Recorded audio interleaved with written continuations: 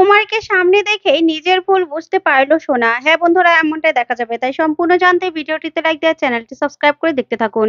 নতুন পর্বে দেখা যাবে সোনা বাড়িতে একা আছে। তখনই সোনা কাউকে আমিষ খাবার নিয়ে যেতে দেখেই সোনা বলে, মা তো বলেছিল যে আমিষ খাবার নিতে দেখেছিল, কিন্তু সেখানে তো আমার শাশুড়ি মা বলেছিল উপরে নাকি গুরুজি থাকে। না না, আমাকে গিয়ে দেখতে হবে।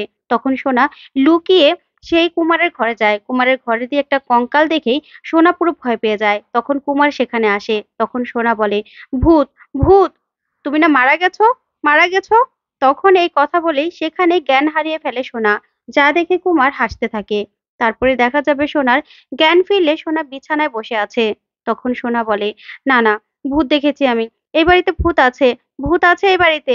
তখন সেখানে রুডি আসে। আর রুডি এসে বলে, সোনা, কি হয়েছে, কি হয়েছে তোমার?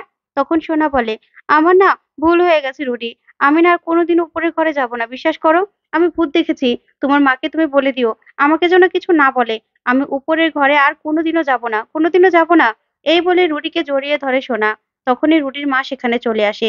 এসেই বলে, এ কি সোনা, এটা কেমন কথা? ভূত কি কোনোদিনও চোখে দেখা যায় নাকি? কি বলছো তুমি? তখন এই কথা বলে সোনার কাছে আসে। তখন সোনা বলে, প্লিজ আমাকে কিছু বলবেন না, আমি আর যাব না, ও ঘরে যাব না। তখনই কুণ্ডলা বলে, দেখো ওটা কে সামনে, দেখো। তখনই সোনা তাকাতে কুমারকে দেখে চমকে যায়। আর বলে, কুমার, ভূত, ভূত, কুমার তো মারা গেছে। তখন কুণ্ডলা বলে, দূর মেয়ে, ভূত কি চোখে দেখা যায়? তাহলে তুমি কি করে দেখছো বলো তো? উনি আমার বাবা, তোমার দাদা শ্বশুর, বুঝতে পেরেছো? তখন সোনা বলে, এটা কি করে সম্ভব, উনি তো মারা গিয়েছিল, মারা গিয়েছিল উনি। তখন কুমার বলে, না আমি মারা যাইনি। হঠাৎ করে যখন আমাকে শ্মশানে নিয়ে যাচ্ছিল তখন আমার জ্ঞান ফিরে আসে। জ্ঞান ফিরে আসে আমার। পুলিশ সাজা দেওয়ার জন্য আমাকে ধরে নিয়ে যায়। তারপরে সেখান থেকে পালাতে গিয়ে আমার পা দুটো একদম শেষ হয়ে যায়, কেটে ফেলতে হয়। এখন আমার পা দুটো দেখবে। তখন পা দুটো দেখায় কুমার। তখন তো ভয় পেয়ে যায় সোনা। তারপর সোনাকে বলে, তুমি আমার নাতবো, এসো, তোমাকে তো আশীর্বাদ করতে হবে। এই বলে একটা গয়না দিয়ে আশীর্বাদ করে কুমার। তখনই সোনা গয়নাটা খুলে ফেলে বলে, আপনারা সবাই মিথ্যুক, সবাই মিথ্যেবাদী। আমার মা ঠিক বলেছিল, আমার মা ঠিক বলেছিল এখানে কোনো একটা গন্ডগোল আছে। তুমি আমাকে ঠকালে রুডি, তোমাকে আমি কত ভালোবেসেছিলাম। তখন রুডি রেগে গিয়ে বলে, ছোটবেলা থেকে এই রাগটা নিয়ে আমি বড় হয়েছি। তোমাদের সেনগুপ্ত পরিবারকে আমি শেষ করে দেবো, শেষ করে দেবো আমি।